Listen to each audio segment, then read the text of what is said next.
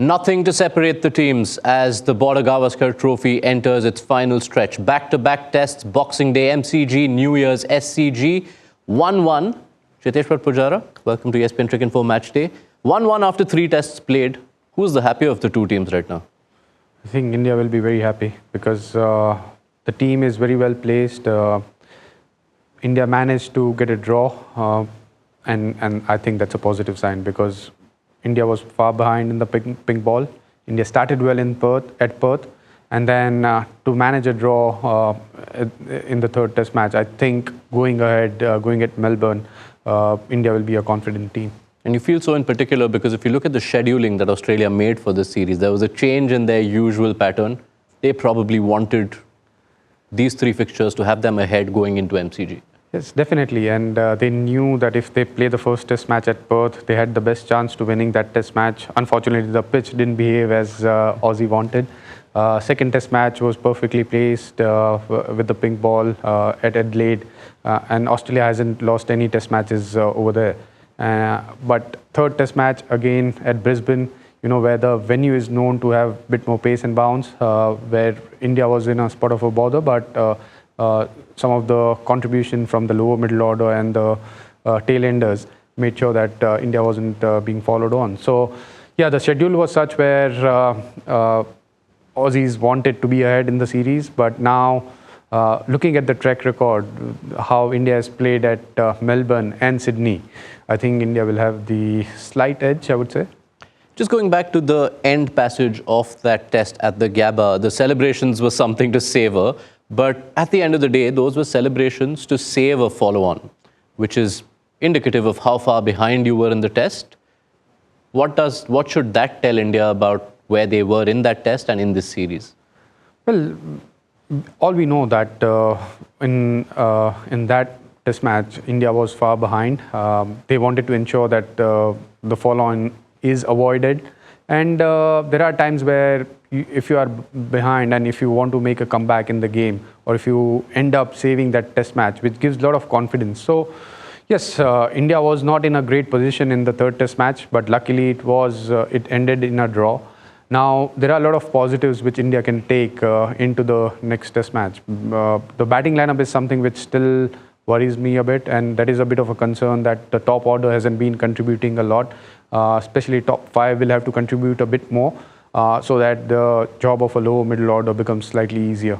So let's lay out the blueprint then for the MCG, which has been a site of such famous Indian successes. The last 2 tours, you've been part of those. What are the biggest areas for India to work on going into that Boxing Day test?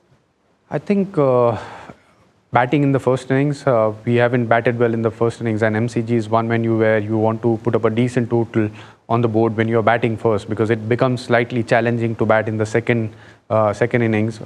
Probably it could be third or fourth innings for India.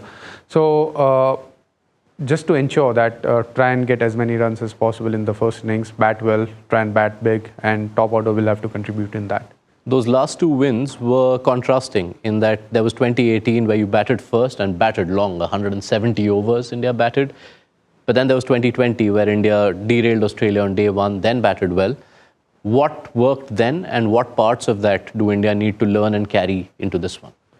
Well, those 2 pitches were quite different. 2018 was probably one of the slowest pitches I've played in Australia. One had to work hard to score runs. It was a slow pitch.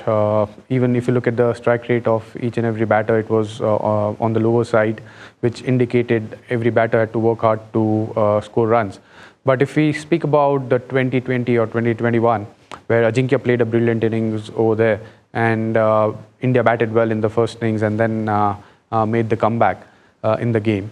So I felt that the pace of the pitch did improve in 2021. Now looking at 2024, I think the pitch will have a bit more pace and bounce. There might be a bit of seam movement as well. It will be a little spicier than the other 2 pitches we have played in last couple of series. So the batter will have to work hard to score runs. Yeah, I'll just add the last bit that Pujara didn't mention about 2018. He just happened to bat 319 balls in that first innings when India piled on 443.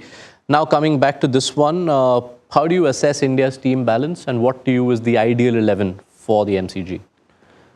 Well, I think bowling lineup is something which India needs to work on. I feel that Bumrah, Siraj and Akash, they are doing a good job. Jadeja and Nitish both have contributed well with the bat, but we are lacking one bowler, and India will have to add another bowler if possible, and maybe try and reduce a batter. I don't know. We are not. I'm unable to find the right 11 at the moment because I don't see a lot of changes going into the next Test match. But if I wish for a change, it has to strengthen. I mean, India needs to strengthen the bowling lineup. I don't know how can it be strengthened. Probably maybe drop a batter and then bring in another seamer if the pitch is like that. The risk with that is that you do have a batting order which is not the highest in confidence at the moment. Yeah, I agree, but you still need to take 20 wickets. And with this bowling lineup, I feel that if India ends up bowling first, Australia will end up putting a big total. And then if Australia scores 350 or more in the first innings at Melbourne, then it's a tough task for the Indian batters. Okay, we don't know who goes out because that's a tough call. But if you were to add a bowler right now, who would it be? Would it be Harshit? Would it be Prasidh? Or are you looking at Washi? I think it has to be a seamer. It is between Prasidh and Harshit, depending on how they're bowling over there. I haven't been, Harshit did play first couple of games and then he didn't perform well in the pink ball test match. That's why he was left out of the team. If Prasidh is bowling well, then probably one can add him over there. I don't know. I mean, I'm a little confused at this stage because it also depends on how the bowlers are bowling in the nets. You need to know their rhythm. And that's the call which team management and the captain will have to take. Yeah, it's not an easy call. I guess the only thing that's been made easier is there's one lesser candidate owing to R. Ashwin's retirement. But when we talk MCG 2020 was the first game for Shubman Gill. He got his debut there, ended up having an excellent debut series. But if you look at his career since then, after the high of Gabba, outside Asia in particular, he's had a tough time. What do you put that down to? Well, his technique, he has hard hands. He has to work a bit more on his footwork as well. He's most of the times during this series, we have seen that he's waiting for the short deliveries rather than going towards the ball. And there are some shots which he has played which look very nice, but at the same time, he has to be a bit more selective with the kind of shots he's playing, especially when he's driving. He got out driving the ball, which was outside the off stump, so he has to leave few balls.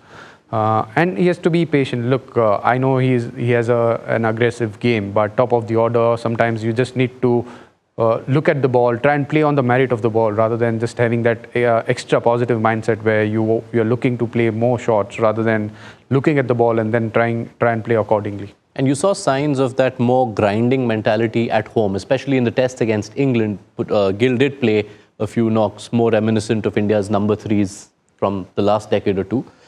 Is that the mindset switch that he needs to apply now? Maybe. I think, look, he's an aggressive player, so he can't restrict himself too much. But at the same time, one has to be smart. One needs to know that when the ball is doing a bit, you need to find ways to deal with those conditions and deal with those spells. And if he can see through that, then probably once he's set, he can score big.